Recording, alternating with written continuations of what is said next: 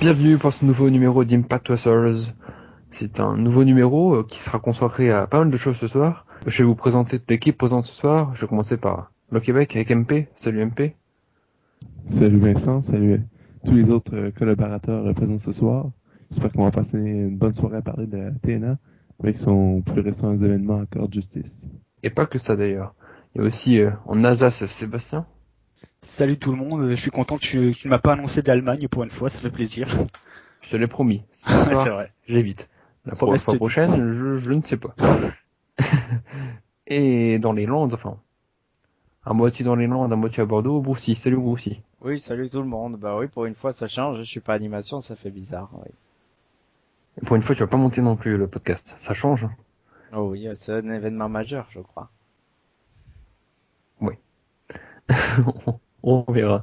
En tout cas, en parlant d'événements majeurs, il y a eu hier soir le Impact Wrestling spécial Hardcore Justice, dont on va parler ce soir. On va parler aussi du pay-per-view One Night Only et un petit peu des dernières news, dernières nouvelles du côté de la TNA. Un petit jingle et puis on se rejoint tout de suite après.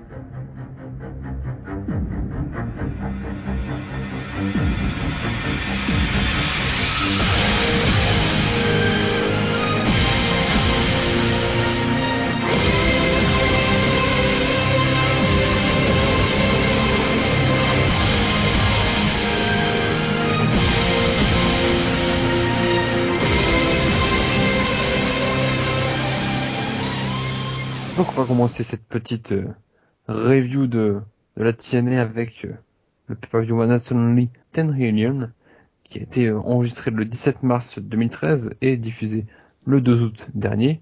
C'est enregistré à l'Impact Zone d'Orlando. Et bon, on va pas faire comme d'habitude une critique de chaque match, puisque ça en vaut pas le coup, puisque le pay-per-view était comment dire, assez similaire au précédent dans la qualité et dans l'offre que nous a proposé la TNA. Donc on va plus faire un avis global. Je vais faire un tour de table. On va commencer par Sébastien. Qu'est-ce que tu as pensé de ce pay-per-view globalement? Déjà, j'ai trouvé que l'idée de base était vraiment très intéressante. Je crois que la carte était franchement vendait du rêve, hein. Moi, quand j'ai vu ça, je me suis dit que directement c'est le Ono que je voulais voir avec le plus d'attente. Mais finalement, quand tu vois le déroulement du show et que tu vois qu'il manque des gars comme AJ Styles par exemple ou Sting, qui sont quand même des piliers de la TNA, ça montre que c'est quand même un petit peu mal fait quand même ce One Night Only, Je qui vais est te couper censé. tout de suite. En même temps, Sting il catch pas tout le temps à Impact quoi. Enfin, Bah, contrairement à Styles par exemple, mais il reste quand Sting même quelqu'un qui a marqué la fédération, je veux dire. C'est quand même le premier Hall of Famer de cette fédération. c'est pas faux. Donc voilà, pour moi, il devait être présent quoi qu'il arrive. Et surtout que t'as des gars comme Jesse Godderz, par exemple, qui sont retrouvés dans ce pay-per-view. Enfin, je vois pas quelle légitimité il a, ce gars-là.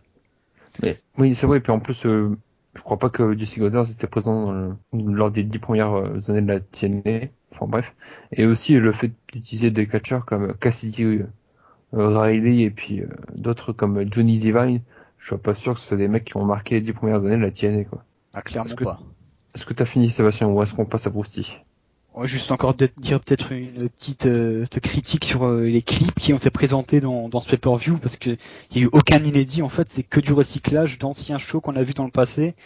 Et c'est vrai que en tant que consommateur, tu t'achètes un show, t'as envie de voir des nouveautés, t'as pas envie de voir des trucs que t'as déjà vu dans le passé. Donc j'ai trouvé que c'était assez décevant de ce côté-là aussi. Oui, c'était le même clip qui avait été utilisé pour les 10 ans de la TNA Slammiversary C'est ça. il y a un peu plus d'un an. Donc Boosty? Oui, globalement, bah, j'ai un peu le même ressenti que Sébastien. Après, ouais, J-Styles, c'est un peu les limites de le One Night Only en général, c'est-à-dire bah, des pay-per-views qui ont tous été enregistrés en très peu de temps, autour du mois de mars et février. Donc forcément à cette époque-là, ben, AJ Styles n'était pas encore actif et donc voilà, c'était ça. Enfin, il était, on va dire, dans ce personnage reculé, donc du coup, il était pas là. Et ben, on a encore eu d'ailleurs un fail. On avait déjà eu le fail, Rob Van Dam au tout premier One Night Only. Là, on a encore le fail Matt Morgan, voilà, qui n'est plus à la TNA, mais qui remporte quand même la Gauntlet Battle Royale dans son rôle à l'époque de gars qui était contre Hulk Hogan. Le goûter. Après, c'est vrai que les matchs, il manque de sel clairement et il souffre de la comparaison avec Leurs devanciers, ce à quoi ils sont comparés, je dirais.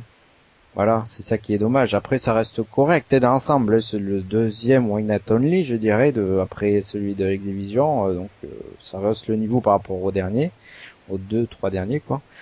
C'est plus dû à certaines individualités, à 2-3 combats qu'à autre chose. Et vraiment, ça montre des limites. Et petite précision quand même, tellement de limites que DirecTV ne retransmet plus en pay-per-view. Maintenant, c'est uniquement en VOD, donc. Oui, j'ai oublié de le préciser en introduction, mais les Américains qui voulaient regarder ce pay-per-view n'ont plus regardé que par VOD, donc vidéo à la demande. La diffusion du pay-per-view sur Internet, on va dire, c'est répandu assez tardivement, puisque c'est répandu après que ce soit diffusé en Angleterre sur Twin TV ou en Allemagne sur je ne sais plus quelle chaîne. Donc dans les matchs, en gros, il y avait un match d'exhibition avec Kenny King contre Pete Williams et Sonjay Dutt, un match féminin entre Velvet Sky et Gail Kim, bataille royale, on va dire, genre Royal Rumble avec plein de mecs dont on se fout. On va dire les plus importants sont Matt Morgan et Mr. Anderson. Les plus quelconques sont Chase Stevens ou Johnny Divine. Johnny Divine d'ailleurs qui a fait un beau botch, si je ne sais pas si vous en souvenez, quand il a voulu faire son moonsault et que c'est complètement raté pour retomber sur nuque. Je me suis demandé si c'était volontaire parce que là quand même c'est grotesque tellement c'est raté. Non. D'ailleurs dans ce match il y a eu pas mal de botches. Hein. C'est le seul que j'ai vraiment retenu, mais il y avait pas mal de botches dans ce match. Après il y avait un match entre trois équipes importantes, on va dire que de la TNA. Le Latin American Exchange avec Hernandez et Homicide, les Bad Influence, donc Christopher Daniels et Kazarian, et les Season 8 avec Bully Ray et Devon. Puis après, on a eu 3 matchs simples pour terminer le pay-per-view. Jeff Hardy Austin Aries, qui rappelle la rivalité dans le dernier. Bobby Roode James Storm, rivalité de la même époque. Et Kurt Angle Samoa Joe, rivalité qui rappelle celle de 2006, avec l'arrivée de Kurt Angle à TNA, et puis Samoa Joe qui était vaincu à l'époque. Le problème aussi de ce pay-per-view, à la base, c'est pas une mauvaise idée de vouloir mettre des grands matchs d'antan, sauf que forcément on fait la comparaison avec les matchs qui ont précédemment eu lieu. Je prends l'exemple de Kurt Angle Samoa Joe. S'il y a eu autant de saveur à l'époque, c'est parce que Kurt Angle arrivait, puis il y a une rivalité autour. Alors que là, c'est un match tout simple, quoi. Oui, c'est sûr, il n'y a pas de sel.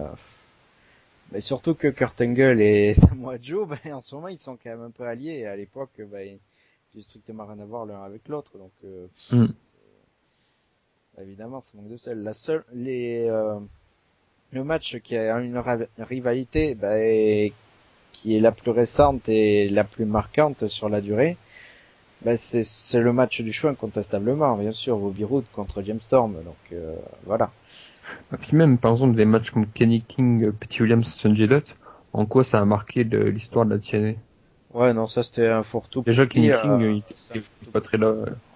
Il était pas là au début, quoi. Puis Velvet Sky et Gail Kim aussi, je suis désolé. Leur idée c'était de faire un mélange d'un des premiers champions de l'X-Division, d'un gars qui n'a jamais été champion X-Division alors qu'il aurait dû l'être, d'un jeune champion, ancien champion X-Division, voilà. C'était leur délire, quoi. Après, non, Velvet Sky, écoute, j'ai rien contre parce que la TNA avait demandé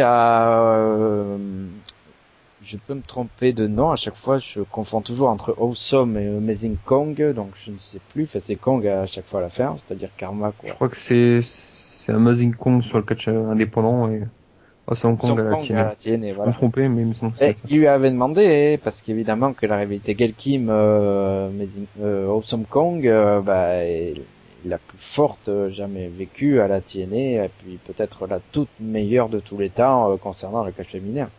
Au moins dans les grandes fédérations. Et ils n'ont pas eu ça. Du coup, ils ont pris Velvet Sky, qui est quand même un des symboles du knockout. On peut pas le nier non plus.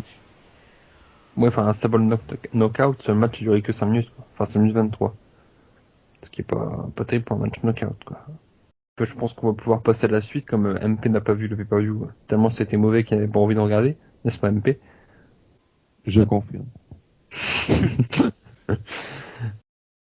Donc on va faire les notes ce pay-per-view One Night Only TNA 10 Reunion. On va commencer par Bruce. Quelle note tu mettrais à ce pay-per-view? Dur. 5,5 parce que j'ai quand même, à part Jeff Hardy, Austin Harris, J'ai trouvé aucun match qui était déjà en dessous de mes espérances, qui était peut-être pas hyper haute, mais au-dessus de la moyenne quand même, hein, un peu comme Sébastien le disait au début, j'attendais quand même ce pay-per-view. Pas non plus avec une attente démesurée, faut pas déconner, mais parce que bon, les derniers Wayne Anthony ont pas mal rafraîchi surtout. Mais voilà, non, ça a assuré quand même, ça tient la moyenne, je dirais, grâce à un excellent James Storm Bobby Roode, je me répète encore. Une gotelette finalement pas si mauvaise que ça, même s'il y a eu un truc grotesque et 2-3 gars qui auraient pas dû y être, c'est quand même correct dans l'ensemble. Voilà. Sébastien, quelle note? Moi, j'ai du mal à mettre la moyenne sur ce pay-per-view là. Je mettrais plutôt un 4,5 parce que j'avais beaucoup d'attentes au vu de la carte et j'ai été déçu du résultat, comme souvent à la TNA d'ailleurs. Et je crois que la qualité du ring est présente sur la plupart des matchs, mais il y a certaines fins qui sont vraiment décevantes et on pouvait vraiment s'attendre à quelque chose de mieux et donc j'étais un peu déçu, donc 4,5.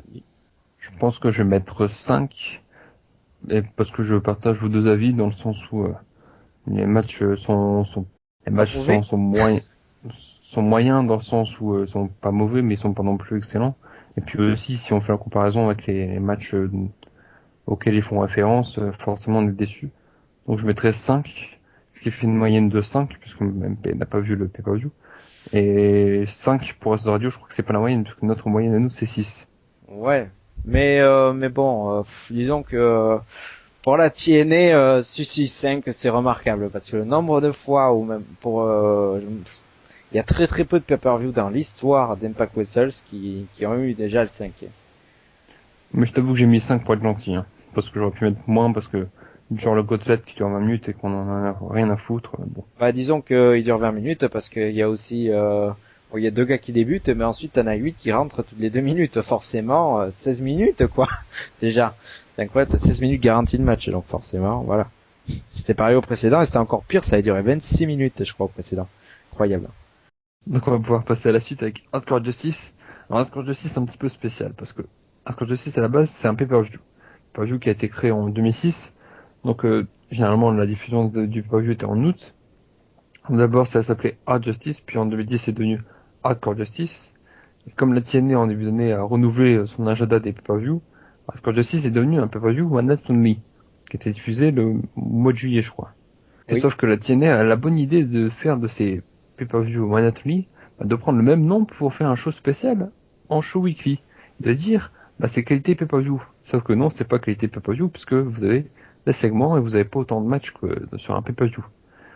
Donc, est-ce que vous avez aimé ce Hardcore Justice? On va passer au match par match après, mais globalement, qu'est-ce que vous avez pensé de ce show weekly qui était spécial pour la TNA? MP.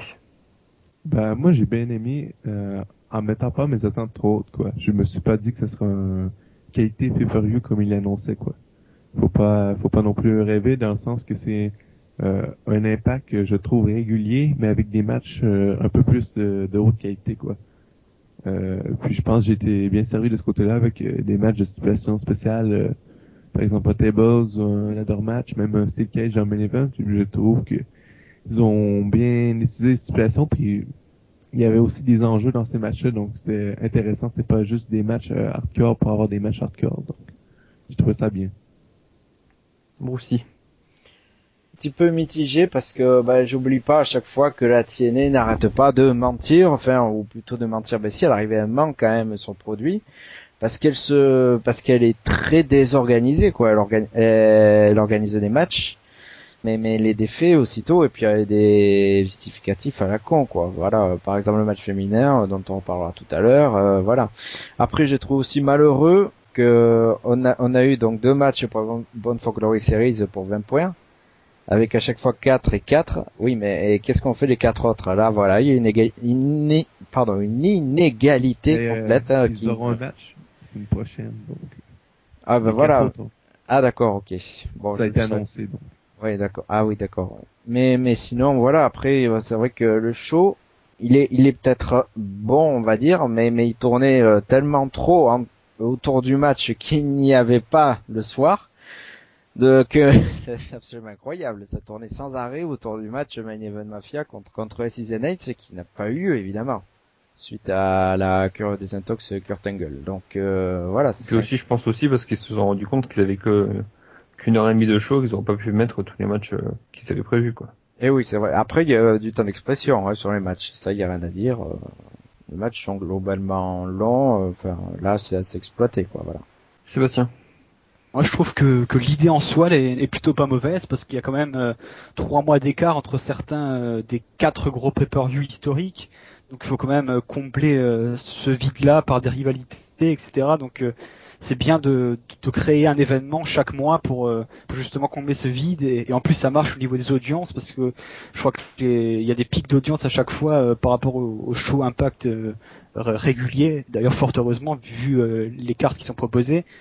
Et sinon, je trouve aussi que le timing, par contre, était très mauvais parce que, ouais, comme tu l'as dit avant, déjà qu'il y a eu Hardcore Justice sous la forme du One Night Only au mois de juillet, faire ce show-là avec l'édition Hardcore Justice un mois et demi après, et aussi 3 jours avant SummerSlam, qui est quand même un énorme pay-per-view pour les fans de catch, et donc je trouve que le timing était pas forcément le bon.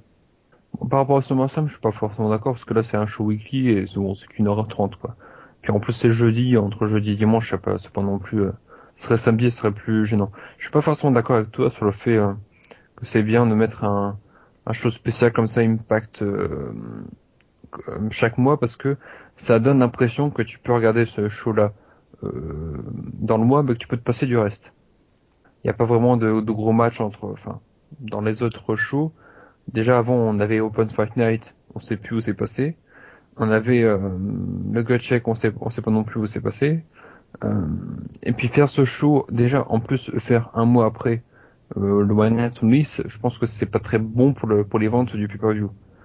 Après, je peux me tromper. Mais... de toute façon, oui, donc pas être très haute. Non mais, enfin, en plus, le One Night Only coûte pas très cher par rapport aux pay-per-view normaux, parce que je crois que c'est $15 un One Night Only, et 40 à un pay-per-view entre guillemets, les pay-per-view en direct. Donc c'est pas très intelligent, quoi. Vu leur promotion, les One Night Only, c'est clairement pas le focus d'Athena, quoi.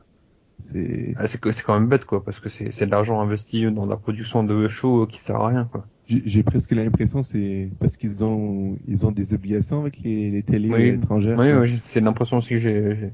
C'est des obligations contre.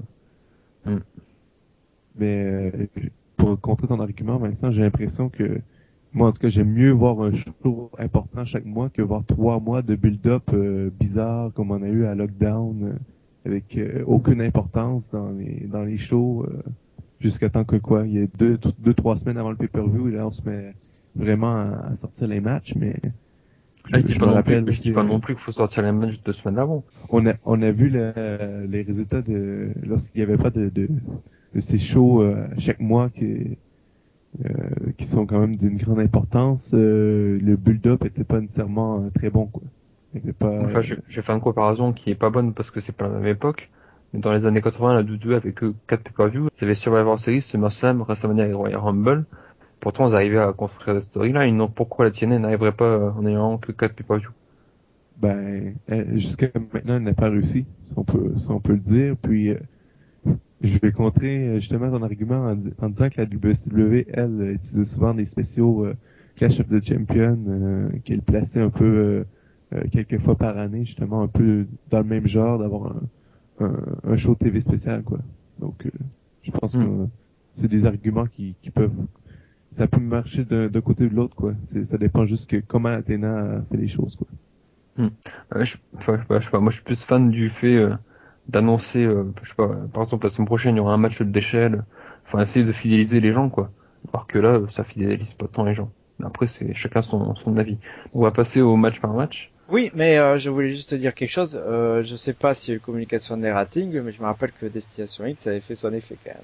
Donc, avec un rating record. Tu me prends de court. Attends, je vais essayer de retrouver les ratings. Ça va prendre 2 secondes. C'était quelque chose comme 1.4 million de mémoire, là. Destination X, moi j'ai presque 1,5 million avec un score de 1,16. Donc c'est pas mauvais quand même. 1,16 pour le rating.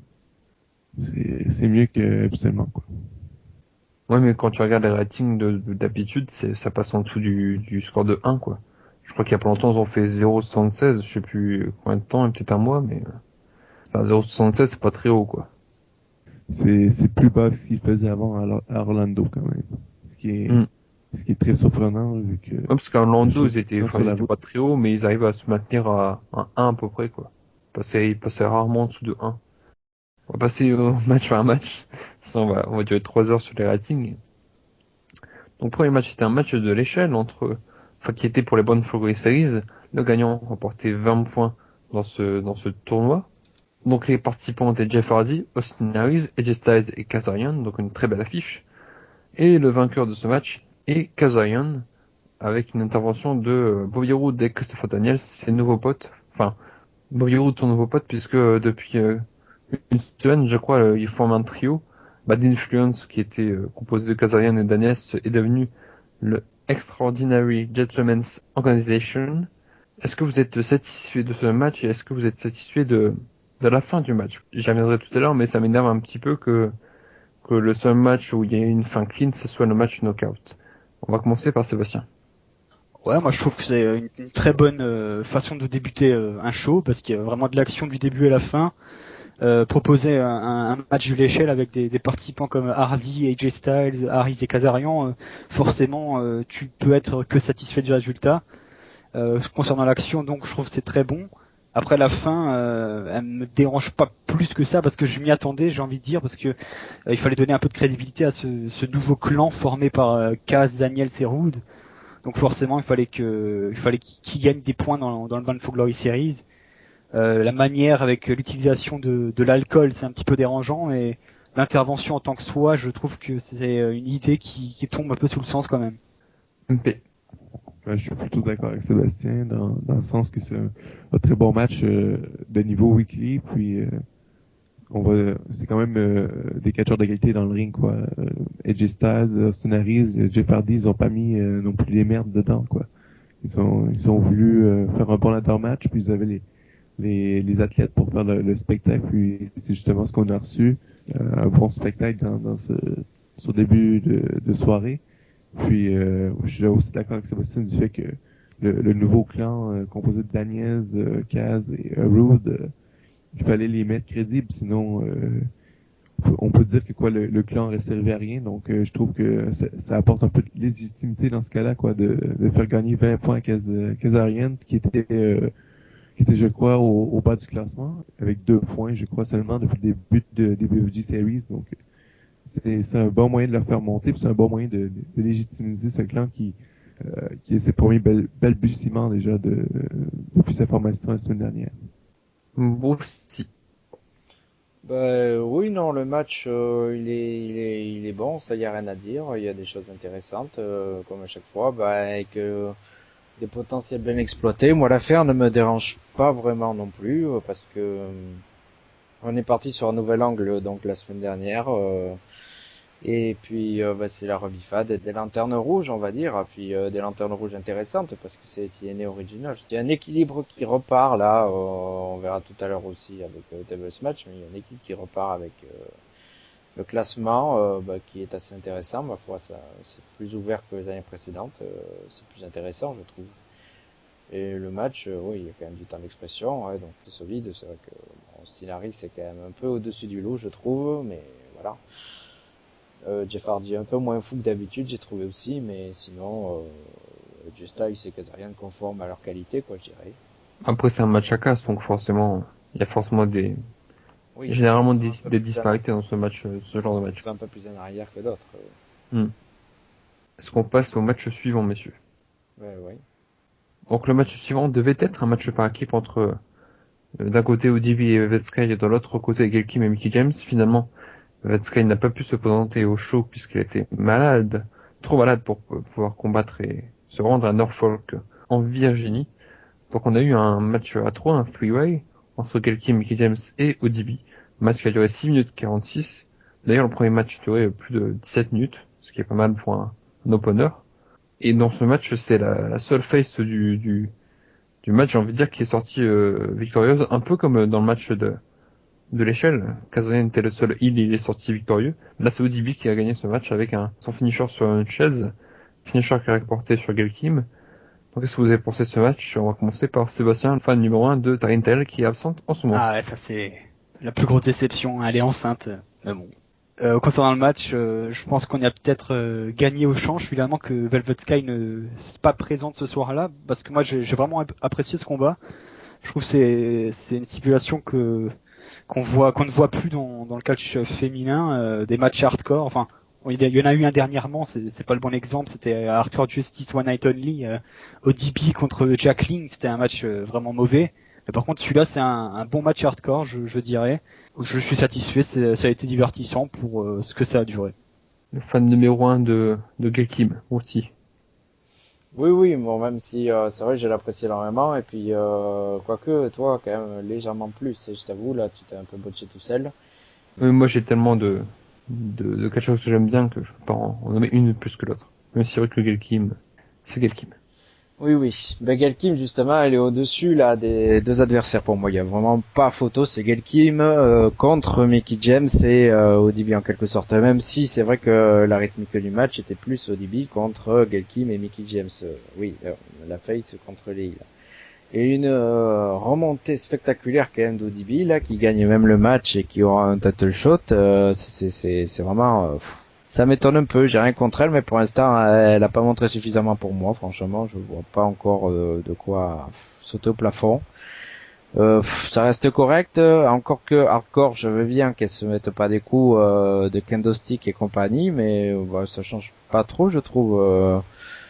J'ai trouvé par exemple le ladder match le mois dernier entre Taryn Terrell et Gail Kim beaucoup plus hardcore, quoi, en quelque sorte, beaucoup plus C'est vrai physique. que Là, j'ai trouvé aussi les coups de kendo stick de Mickie James pas très stiff. Mais bon, après, c'est un oui. match féminin, donc il faut peut-être s'attendre à moins de hardcore de la part des knockouts, mais c'est vrai que c'est pas... On a vu plus hardcore que ça. Mais bon, après, utilisation de chaises, utilisation de kendo, ça va encore, quoi. MP. Ben, je vais quand même rejoindre Bousti et Seb. Dans la qualité quand même de ce match-là, je trouve pas que c'était grandiose, mais j'ai trouvé que on avait quand même un certain rythme qu'on a respecté dans le match. Il n'y a pas eu beaucoup de moments morts, je trouve, dans ce match-là. Je pense que ça n'a pas été mentionné, mais c'est Mickie James qui était dans son état natal euh, en Virginie. Donc, était quand même la plus supportée, je trouve, des trois. Même si au début était la babyface du match, on pouvait sentir quand même l'appui des fans du côté de Mickey. Donc, ça faisait une situation intéressante, j'ai trouvé. Puis, c'était pas un match quand même qui était trop long. J'ai pas senti que on, on était fatigué de ce match-là vers la fin.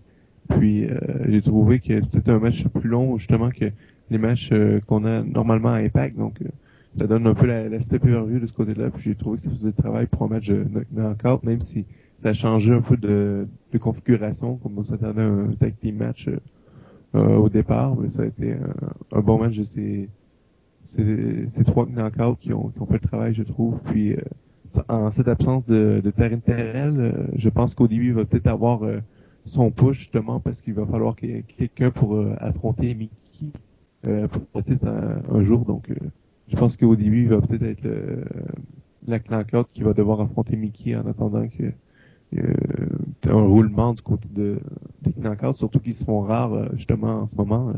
Il n'y a plus beaucoup de membres du roster de knockout, quoi. D'ailleurs, il y a eu un segment juste après ce match knockout entre Rampage Jackson et Tito Ortiz. Il y avait eu aussi un segment entre Lacey Knights et Main Event Mafia juste avant le match. Qu'est-ce que vous pensez de ces deux segments, en gros? Sans s'étendre sur ces segments, mais qu'est-ce que vous avez pensé en gros des deux segments? On va commencer par MP qui aime bien le MMA. Bon, c'est un grand mot, j'aime la MMA. Je suis de temps en temps les Oui. combats de la UFC, mais je suis pas trop habitué quand même. Là, j'ai regardé le dernier événement sur Fox, qui était pas trop mauvais. Mais du côté de Rampage et de Tito Ortiz, je trouve que c'était peut-être leur meilleur segment, parce que bon, Tito et Rampage n'ont pas non plus des talons micro dans un environnement de lutte assez impressionnant. Je trouve que bon, ils sont quand même pas mal débrouillés dans ce segment-là.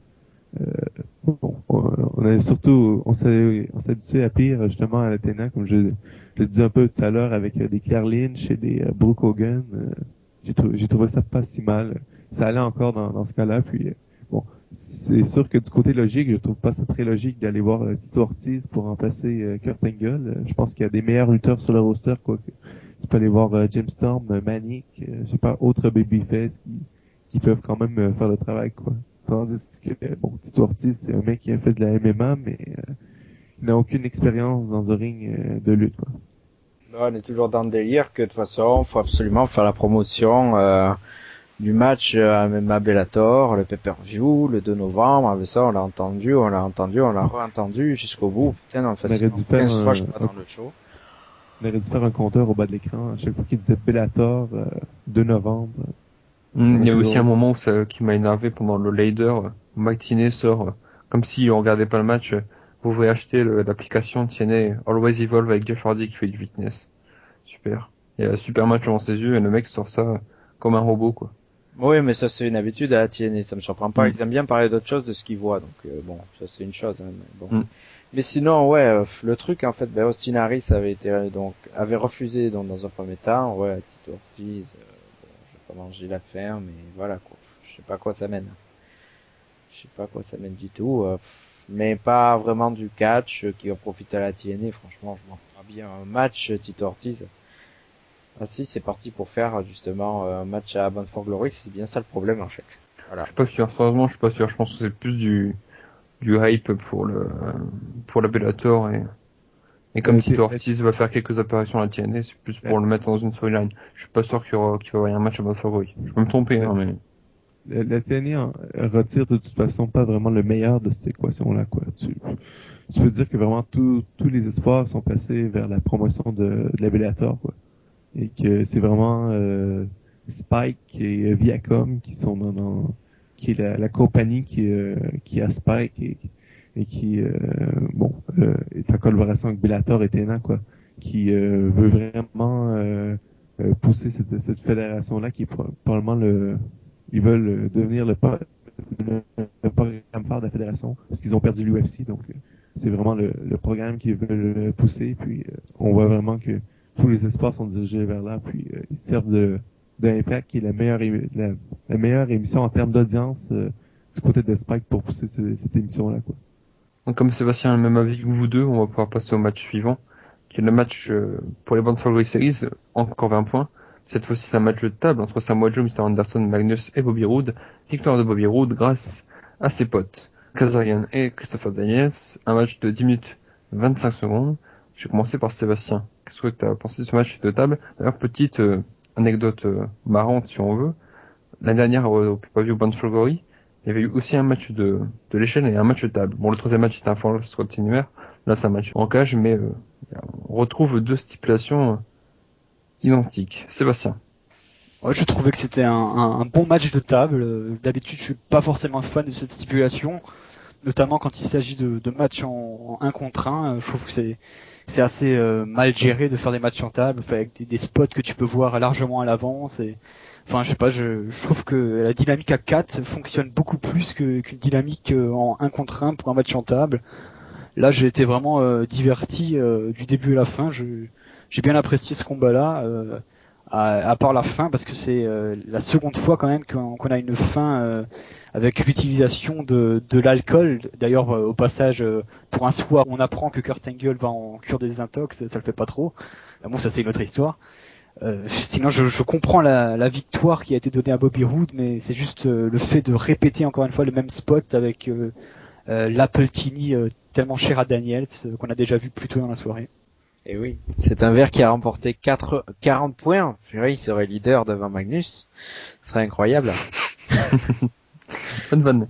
Mine de rien, quand même, bah ouais, Magnus qui est en tête à 39 points toujours, quand même. Bobby Roode qui revient deuxième, c'est surtout ça l'info, parce qu'il y a encore une semaine, bah, il était dans les bas-fonds, il avait encore 0 points, et puis d'un coup, ils lui ont fait changer d'attitude, et puis se joindre à Daniels et Kazarian dans une sorte de revival de fortune, bon, moins AJ Styles, bien sûr, mais le problème, justement, c'est que le match, du coup, il a manqué de suspense absolument énorme. L'issue était écrite, et il n'y a pas eu assez de jeu avec les tables, j'ai trouvé, voilà. C'est arrivé assez simplement, cleanement, voilà, clairement, quoi. Il y a eu powerbomb donc de Bobby Roode sur Magnus, et puis voilà, quoi, c'est bouclé, quoi. Donc bon, c'est un petit peu le problème du match. Sinon, bon, il reste correct, mais bon, sans plus, quoi. Pour le coup, quand on parle de pay-per-view matériel, non. Pour moi, non, clairement, là, on le retrouve pas. Après, ça reste correct, je dis pas le contraire, mais bon. Je reste un peu sur ma ferme, moi, personnellement. MP. Ben, je suis plutôt d'accord avec, encore une fois, que Bruce et Sébastien. Je trouve que c'est un bon match. Bon, je trouve que ça a pris un peu quand même du temps avant de démarrer. On a eu une longue séquence de brawling à l'extérieur où Taz s'est éclaté lors des low blows de Samoa Joe avec la cloche sur Bobby Roode. Étonnant, Bon. ça. Petite remarque, quand même, parce que Taz, c'est quand même le gars des Season 8. Donc, il est ravi qu'un gars d'un Main Event Mafia, d'accord. Bon. Encore une incohérence. Ben, il était pas vraiment ravi, mais il défendait un peu Roode, quoi. Et de toute façon, quand Taz il y a des low blows, bah, il est vraiment, quoi, en transe, quoi. Donc, Par Il contre, joue les pour Legends ça. Loose, plus du tout, ouais, mais bon. Bref. Maintenant, il a même pas voulu le faire à TNA Ten Reunion. Voilà. Il dit non, je le ferai pas.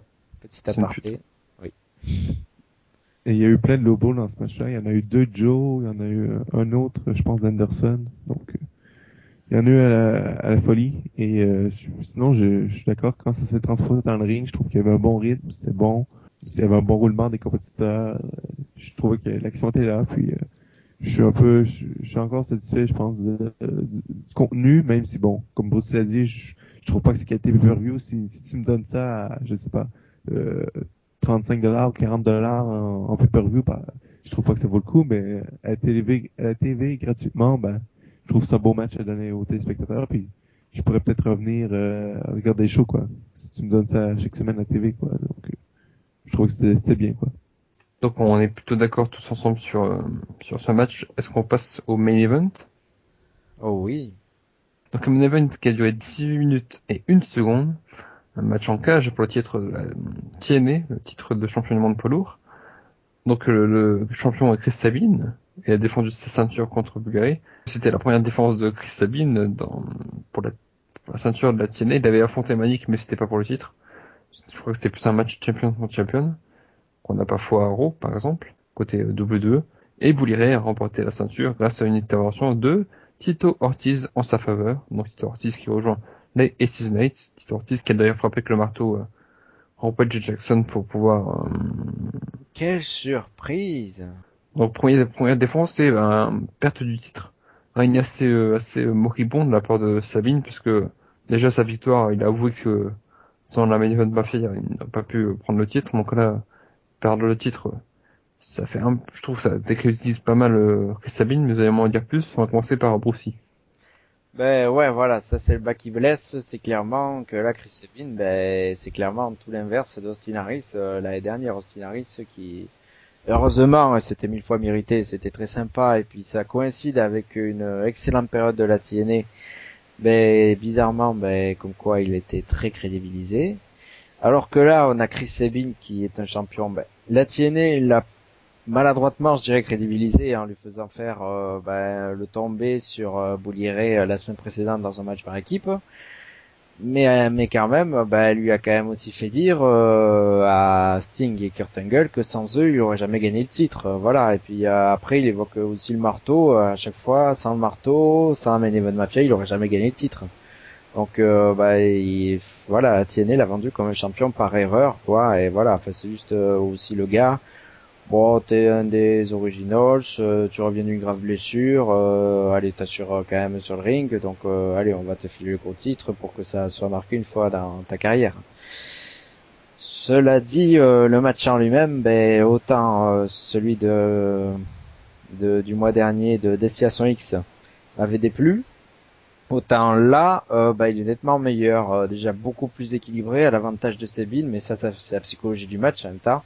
Parce que depuis, il avait une espèce de momentum sur Bully Ray, donc c'est normal que Bully Ray se fasse en quelque sorte dominer. Et puis, c'est surtout le fait que, évidemment, dans ce jeu-là, c'est comme ça que Bully Ray allait être champion. Pour moi, c'était vraiment écrit de toute façon dès le départ. Après la manière, ça me fait chier, parce que c'est encore à Ah, vous savez pas que Tito Ortiz et Rampage Jackson vont s'affronter? Ah, ben on vous le rappelle, allez, vas-y Tito, frappe Jackson, voilà. C'est ça qui m'agace en fait. Voilà. Mais bon, sinon, c'est dommage de venir avec cette fin de show, mais sinon, le match en lui-même, bah pour le coup, oui, pour moi, bah, je l'aurais bien vu en pay-per-view honnêtement. Sébastien. Moi, j'ai rien à dire sur la qualité in-ring de ce match-là. Je trouve j'ai bien aimé la dynamique de voir le champion poids plume essayer de se débattre contre la brute Bully Ray. Ça, j'ai plutôt apprécié. Après, c'est plus ce qui va autour, moi, qui m'a déplu, notamment par exemple l'annonce de la stipulation comme quoi si Bully Ray ne gagnerait pas ce match-là, il n'aurait plus jamais de chance pour le titre poids lourd. Je veux dire, à partir de ce moment-là, il était évident que Bully Ray allait remporter la victoire. Donc En plus, c'est une jeune stipulation qu'on a eu avec Sting, quoi. c'est vrai, c'est vrai. Mais Pour qui cet était anniversaire. beaucoup plus, comment j'aurais dire, ça faisait Convaincante. beaucoup plus de sens avec Sting, quoi. Parce Oui. que Sting, Alors tu que là, pensais on s'en qu'il fout, pouvait quoi. perdre. Mm. Tandis que là, avec Bully Ray, aucune chance qu'il perde, quoi. Et après, je questionne aussi un petit peu le fait d'avoir donné la ceinture à Chris Sabin. Finalement, je vois pas d'autre raison que de tenter d'avoir un boost des audiences, faire un petit peu le buzz sur le court terme, parce que sur le long terme, il n'y a aucun intérêt d'avoir changé de champion. Peut-être satisfaire aussi Sabine, quoi. Lui dire que la TNA compte sur lui, quoi. Ouais, enfin, je suis Une pas genre de convaincu. récompense de ces 2 ans de galère. Bah moi je vois que Et- ça, mais qu'elle compte sur lui, moyennement. Ouais. et faire croire que ça te stipule à Destination X que tu peux vraiment gagner le titre, quoi. Quand t'as la chance avec, d'échanger ton titre X-Division, que t'as vraiment de chance de gagner contre le champion, quoi. Ah, C'est pas deux mondes à part, quoi. Et d'ailleurs, je pensais tout à l'heure au règne de Bully Ray en tant que champion. Il n'a pas été terrible son règne, puisque les seules fois où il a défendu le titre, bah, à chaque fois, il a été par triche, quoi. Jeff Hardy, dans le Full Metal Mayhem, bah, il oui, utilisait le marteau. oui, mais en même Sting, temps, pareil. la TNA, si tu remarques à chaque fois avec ses champions heel, elle les a toujours fait gagner de manière scandaleuse. On a eu Bobby Roode aussi, Pas faux. qui a eu qui a eu un règne très long. Et à chaque fois, il gagnait toujours en trichant. Donc voilà, elle fait toujours gagner en trichant. Il n'y a jamais de truc clean. Mais en même temps, dans le contexte des Season 8, c'est un peu plus logique Oui. que il se fie aux Season 8 pour qu'il gagne, quoi. Ce qui est un peu plus logique. Et ça amène la création de la mini-event Mafia, quoi. La recréation, c'est-à-dire que c'est pas très original en plus, mais bon. Ouais. Bah, c'est une nouvelle Mafia, quand même. Oui, Elle en est plus, différente. les anciens champions du monde, je savais pas que maintenant, les anciens champions du monde de la MMA, ils étaient aussi compris dans le lot, quoi. D'accord, donc bientôt, on va voir arriver un gars, champion du monde de lutte, c'est plus un allez hop là, critère. c'est parti, quoi. D'accord. C'est pas un critère pour cette Mafia-là parce que Magnus est là, donc Ouais, il mais y a pas de attention, champion, hein. ouais. Oui, en plus, oui, voilà, non, mais bon. C'est plus vraiment un critère pour cette Mafia-là. Mais au départ, il me C'est- semblait c'est que une c'était ce avait qui était annoncé, voilà, ben c'est bien. Non, mais la TNA ferait mieux de tourner sa langue plusieurs fois dans sa bouche. Je comprends pas, c'est pas possible avant de parler, quoi. C'est incroyable. C'est incroyable quand ils annoncent des trucs, bordel, mais c'est pas possible, quoi. Enfin bref. Non, moi ça me tue, quoi, c'est pour ça. Enfin.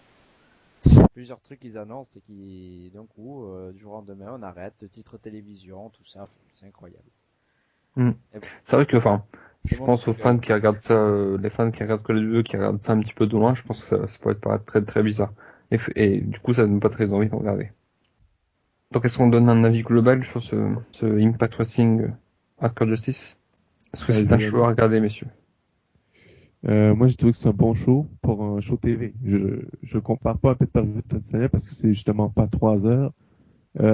Puis c'est un show TV, donc faut pousser des segments et des storylines. Donc, je trouve pas que c'est comparable à un pay-per-view, mais je trouve qu'il y avait des bons matchs. Je trouve que si vous avez un impact à regarder dans les derniers impacts et que vous voulez pas vous taper plein de shows quoi qui sont plus ou moins intéressants, quoi, ben, c'est vraiment le choix à regarder. Parce que t'as les meilleurs matchs des derniers mois. Puis t'as vraiment les matchs importants pour les portfolio series aussi. Et puis un match pour le titre. Donc, avec un changement de titre à la clé en plus. Donc, c'est vraiment le choix à regarder. Puis, c'est vraiment le show du mois Latina. Donc, je le conseille, quoi. Ouais, moi aussi, c'est vrai que bon, après Destination X, qui m'avait laissé un goût bizarre, là, je trouve que Accord Justice est d'un cru nettement meilleur, très nettement. On va pas sauter non plus au plafond, mais disons que le main event a bien mérité son appellation, a bien assuré.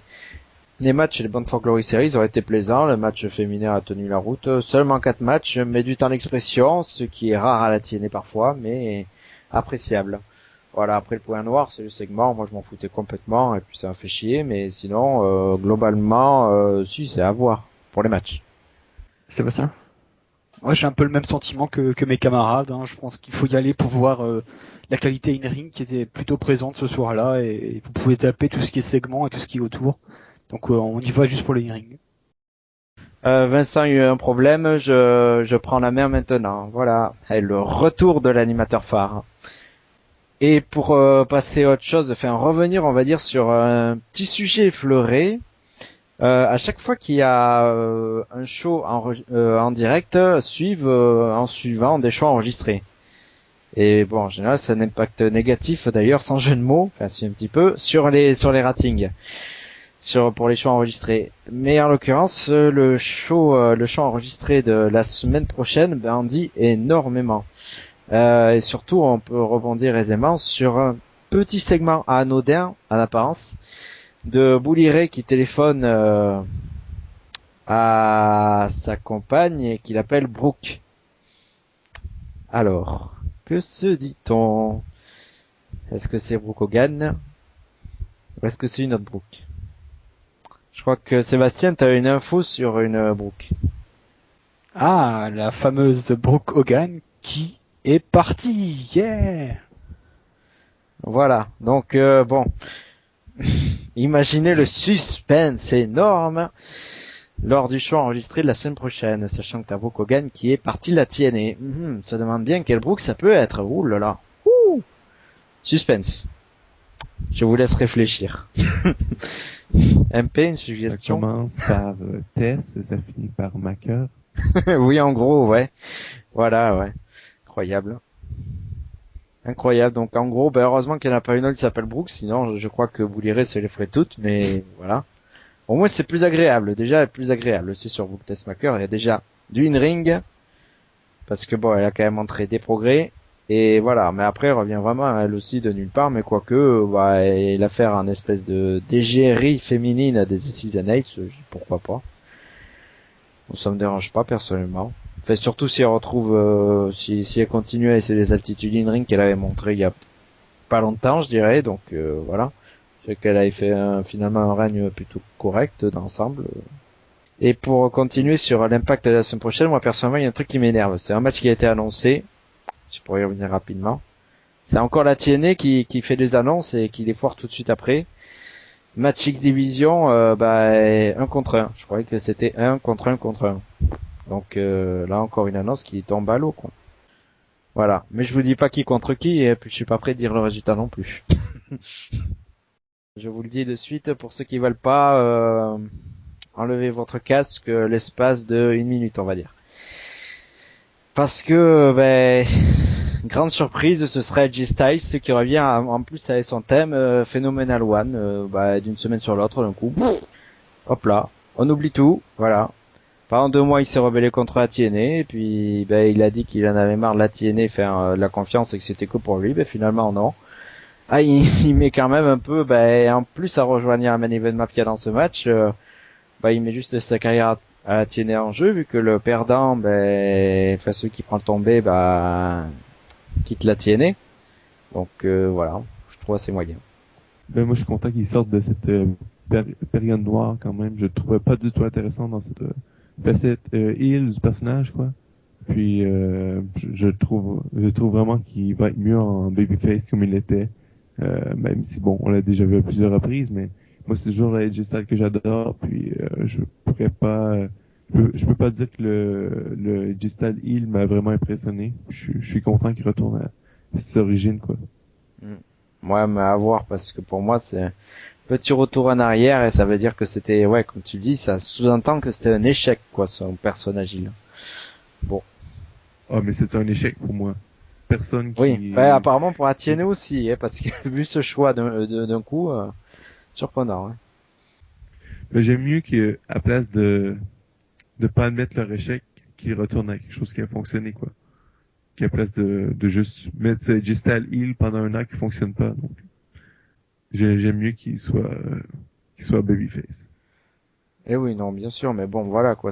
Pour moi, mais après, bah, on vous demandera vos avis, bien sûr, parce qu'on manquera pas d'évoquer cet épisode d'Impact Wrestling, clairement, hein, sur la page Facebook, le compte Twitter. Ça sera évoqué très très clairement. Hein. D'ailleurs, vous pouvez retrouver l'info Brooke Hogan, sortie aujourd'hui par Sébastien. On va y avoir des infos, quoi. Et en parlant d'infos, on peut passer aux partenaires, je pense. Avec FN Lutte, Voxcatch, la Wrestling Evolution League, le Twitter de Wessex Radio, c'est-à-dire @Wessex Radio tout attaché, le Facebook de Wessex Radio officiel, on le dit chaque fois parce qu'il y a une petite différence si vous mettez pas officiel. Le compte YouTube de Wessex Radio, vous pouvez retrouver chaque podcast, bien sûr Sunanel Wessels qui peut changer d'ici peu de temps, comme on vous l'a dit, peut-être de nom, ça on verra bien. Vous serez tenu au courant. Donc ça c'est pour la WWE. Impact Wrestles c'est pour la TNA. Et parfois il y a du Vintage Wrestles. Alors ça c'est indiqué pour un grand pay-per-view de la WWE comme pour un grand pay-per-view de la TNA, ça va pas tarder à venir. Pour Bound for Glory. Il y a aussi Indie Wrestles. Ça c'est pour le catch indépendant à quelques shows qu'on a vus. Voilà. Compte iTunes OSS Radio, j'ai me remettre par MP, un compte revenu plein fer, je dirais, après quelques petits soucis, mais là c'est revenu mais plein pot complètement là depuis le début de l'été, donc remarquable. Ne loupez pas ça pour votre iPod. Ensuite Instant Catch évidemment de Vincent et puis un petit peu de moi, même si c'est Vincent Proprio. Voilà, on va faire un petit peu de lèche. Catch Asylum. Et Révolte, la radio de Kevin, bien sûr, à qui on passe le bonjour. Voilà, je crois que j'ai rien oublié, à part que vous pouvez retrouver bien sûr cet épisode sur Archive et que vous pouvez nous écrire à wessosradio tout attaché @gmail.com tout en minuscule. Voilà, donc pour Impact Wrestle, c'est pas tout à fait pour finir ce mois d'août parce qu'il y aura SummerSlam bien sûr, mais au moins pour Athénée on finit ce mois d'août. On vous retrouvera, je pense, courant septembre après le show spécial No Surrender. No Surrender. Donc dans un mois. Voilà, donc retrouvez-nous sur tous les médias pour réagir et puis n'hésitez pas à réagir sur l'émission. Et merci à vous pour votre fidélité et vos remarques. Et vous voilà. Vous débattre avec nous sur wrestle.fr. Oui aussi, oui, c'est vrai. Je cite jamais le forum dont je suis le modérateur. C'est incroyable.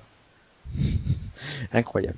Non mais oui, non, je déconne évidemment. Oui. N'hésitez surtout pas parce que c'est vrai que c'est de là que partent les infos en général. Et c'est là qu'on lit le plus attentivement, même si bien sûr un tweet, un post sur Facebook, là aussi on prend. Ouais. Ou un mail aussi. Voilà. Donc passez une bonne suite d'été et puis des vacances assez riches avant la rentrée bien sûr, mais le plus tard possible évidemment. Et on vous donne rendez-vous pour le prochain mois pour Athénée, voilà. À ciao.